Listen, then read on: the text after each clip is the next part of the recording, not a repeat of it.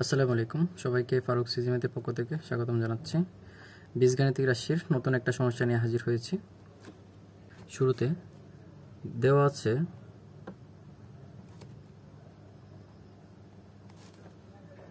x²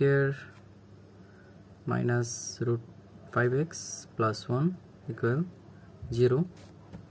বা x² plus 1 equal root over 5x টাকে সমান চিহ্নের ওই সাইডে এনে বা উভয় পক্ষকে x দ্বারা ভাগ করে x equal root 5x by x বা x² by x plus 1 by x equal x নাই রুট 5 বা x² কে x দ্বারা ভাগ করলে আর থাকে x plus 1 by x equal root 5। এখন আমরা জানি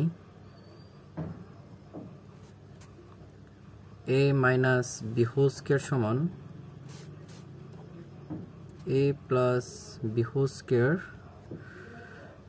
minus 4ab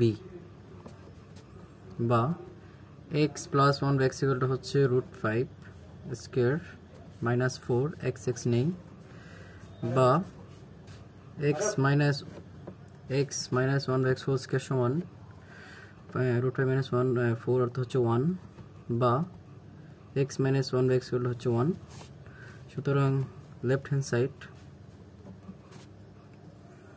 x cube minus 1 by x cube equal a cube minus b cube অর্থ হচ্ছে a minus b whole cube